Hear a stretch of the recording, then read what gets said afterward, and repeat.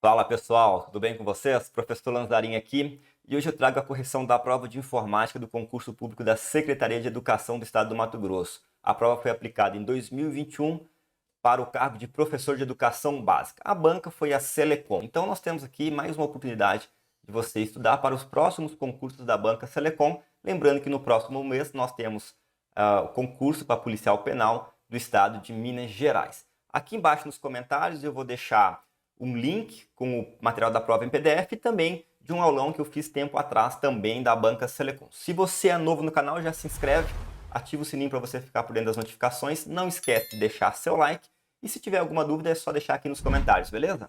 Bora para a correção?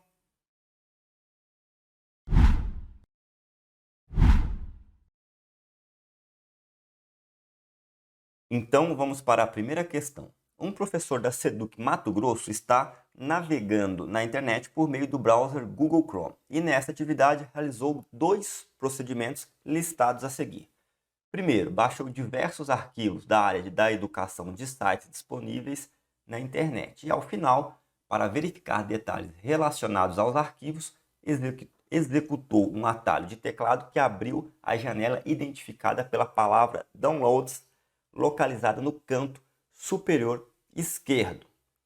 Em seguida, abriu a janela Webmail do provedor de correios Gmail e acessou uma pasta padrão que armazena os e-mails entrantes provenientes da internet. O atalho de teclado em 1 e a pasta padrão em 2 são respectivamente. A alternativa A fala em Ctrl D e mensagens, a alternativa B fala em Ctrl J e mensagens, a alternativa C fala em Ctrl D e entrada, a alternativa D fala em Ctrl J e entrada. Bom, então, situação aqui é o seguinte, o professor está lá na internet, fez download, ele quer saber o quê? Ele vai abrir através de um atalho uma janela identificada com a palavra downloads, localizada no canto superior esquerdo. O que ele está fazendo aqui é nada mais, nada menos que abrir uma guia. Apesar da questão ter falado janela, ele está abrindo uma guia dentro da janela. Ele está abrindo uma guia com um histórico de downloads, tá?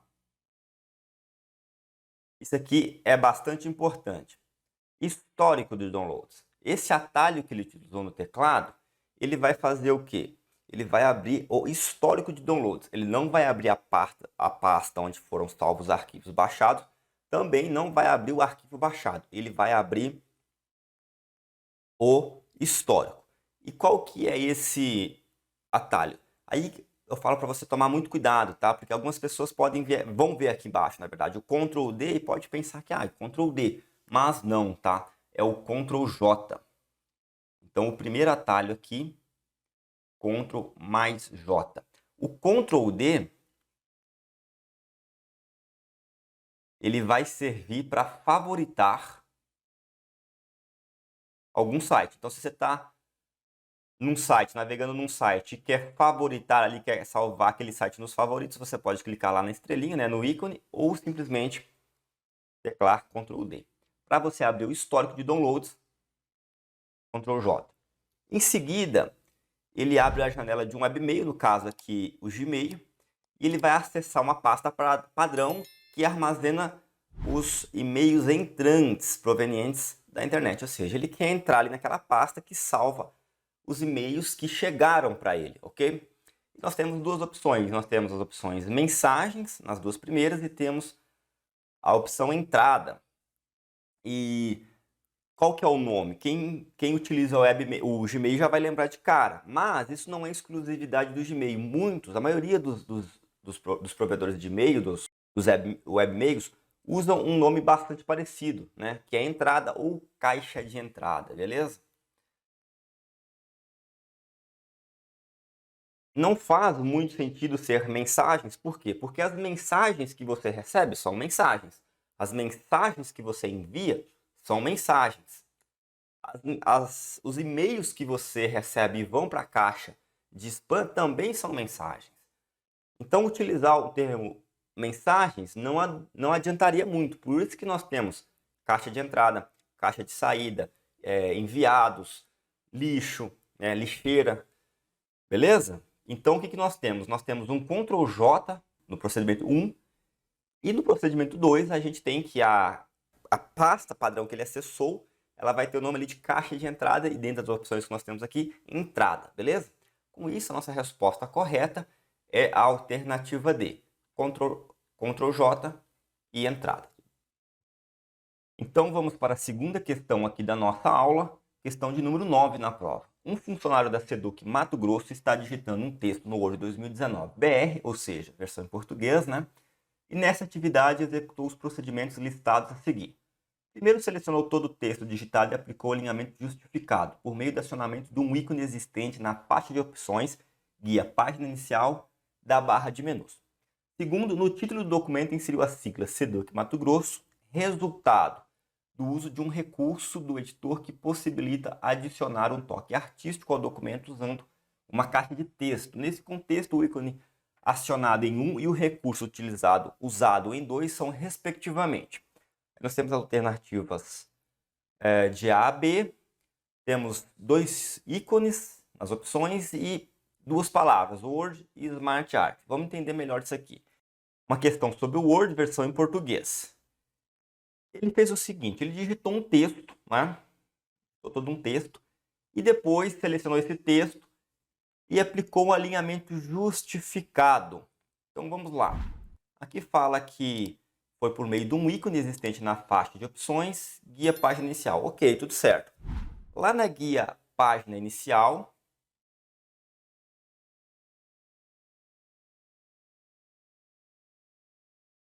dentro de parágrafo, nós vamos ter 4 ícones de alinhamento, tá? São esses ícones. Algo parecido com isso aqui.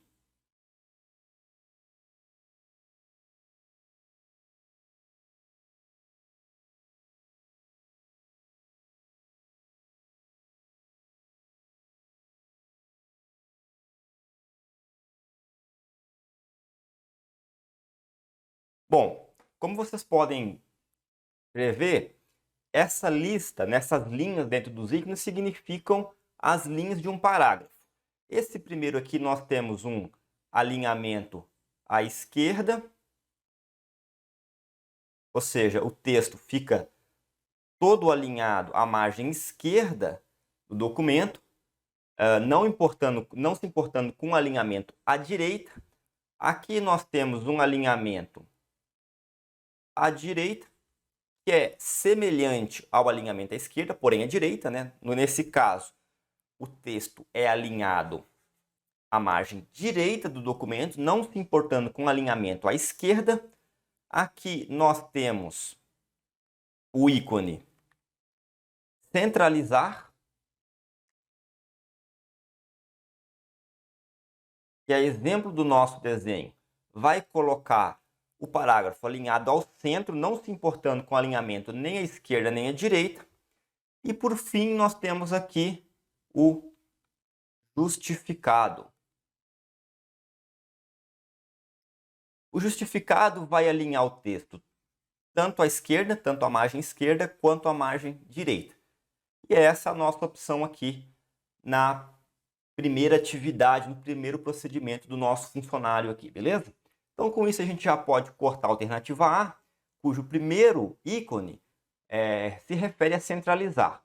E, pelo mesmo motivo, a gente pode cortar a alternativa C. A alternativa B e a alternativa D tem um ícone de justificado, ou seja, veja só, nos dois, né, temos aqui o texto alinhado tanto à esquerda quanto à direita, beleza?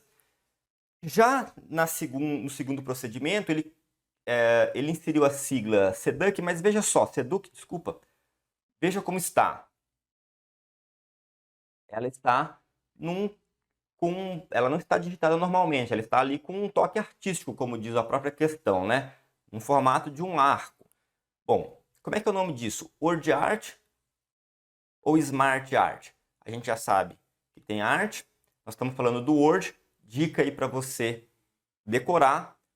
Estamos falando de uma Word Art, beleza? Então, o recurso que ele utilizou para colocar a sigla SEDUC nesse formato de um arco, nada mais é que um word art. Portanto, a nossa resposta correta é a alternativa B. A função do word art é exatamente isso, tá?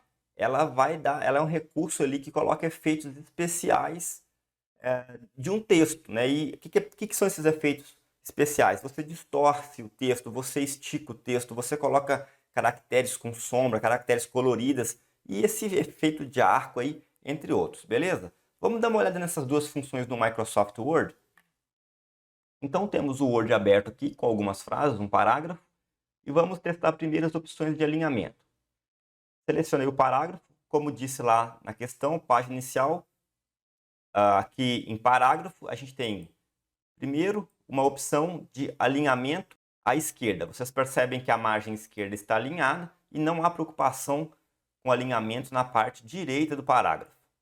Seleciono aqui novamente, centralizo. O parágrafo fica centralizado, né? Claro, em relação ao centro da página, e não há preocupação com o alinhamento nem na margem esquerda, nem na margem direita. O alinhamento à direita, a gente tem o alinhamento à direita aqui, da margem do documento, e não há preocupação nenhuma com o alinhamento à esquerda. E por último, a opção da nossa questão, temos o justificado, em que ele alinha tanto à esquerda quanto à direita. Aqui em cima nós temos algumas opções, algumas frases, e vamos ver como funciona a word art. A gente vem aqui em inserir, esse ícone aqui em texto é a word art. Eu selecionei ali as frases, curta o vídeo, inscreva-se no canal, dúvidas no comentário. Então o que você vai fazer? Curtir o vídeo, se inscrever no canal, se tiver dúvida deixa aqui nos comentários.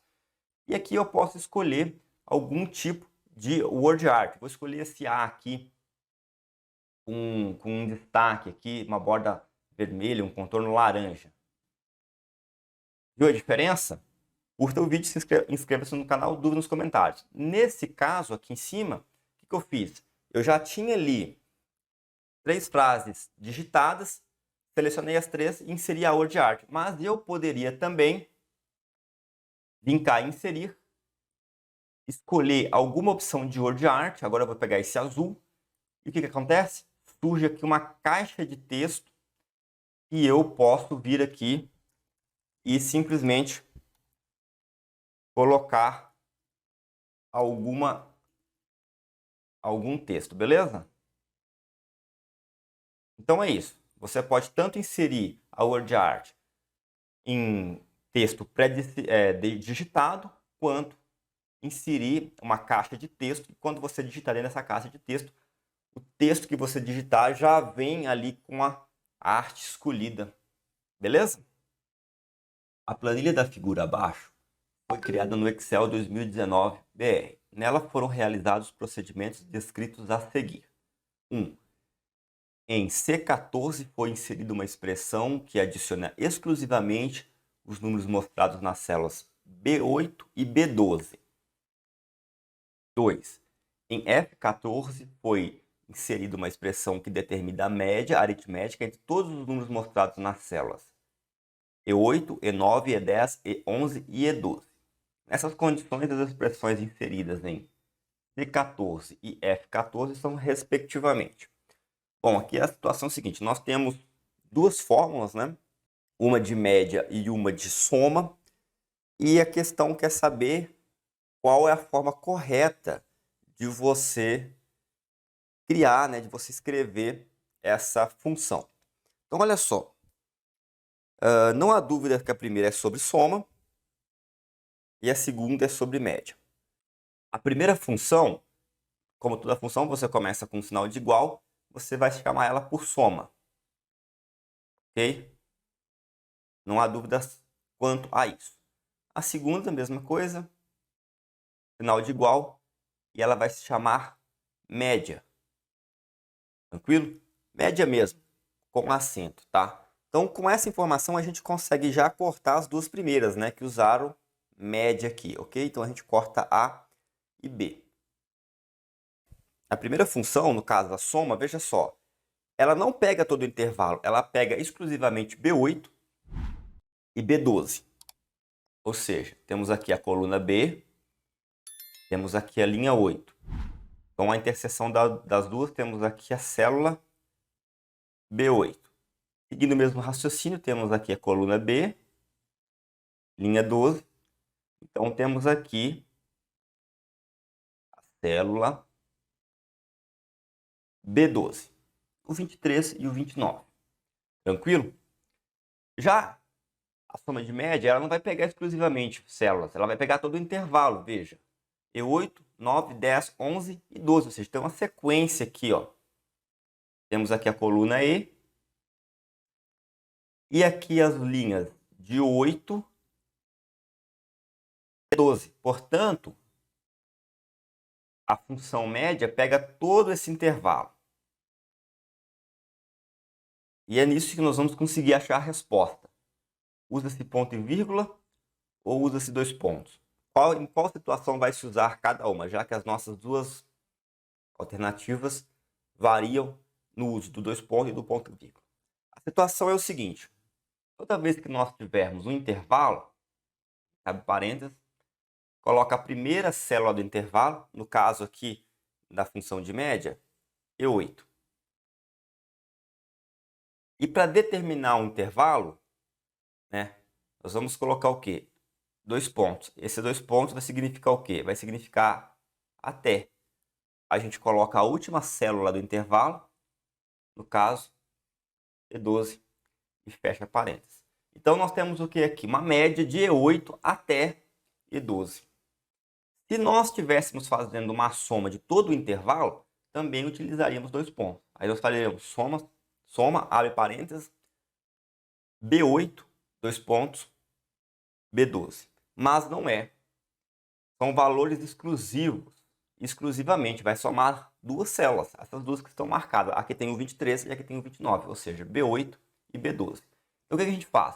A gente abre parênteses, digita B8.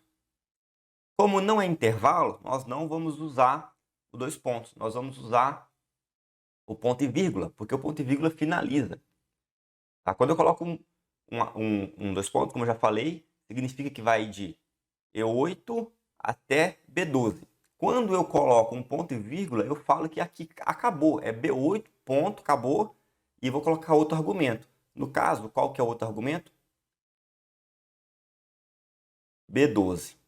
Beleza? Então, essa é a diferença. Utilizando o intervalo, dois pontos. E toda vez que você vai usar uma função e precisa finalizar um argumento, no caso, nós temos uma soma de B8, finaliza, não dá sequência. Depois vai somar só B12. Entre B8 e B12 a gente vai colocar o quê? Vai colocar ponto e vírgula. Então, dessa forma, a primeira função soma, abre parênteses, B8, ponto e vírgula, B12. A segunda função, não, de igual média, né? Média mesmo, igual você escreve em português com acento. Abre parênteses, E8, dois pontos, E12, fecha parênteses. Com isso, nossa resposta correta é a alternativa C. Usou ponto e vírgula em soma, usou dois pontos em média, chamou as células de maneira correta e também usou o nome correto das funções. Portanto, nossa resposta correta, alternativa C. Então é isso, pessoal. Espero que vocês tenham gostado do vídeo. Qualquer dúvida, deixa aqui nos comentários e não esquece de deixar seu like, que ajuda bastante o canal, beleza? Até a próxima!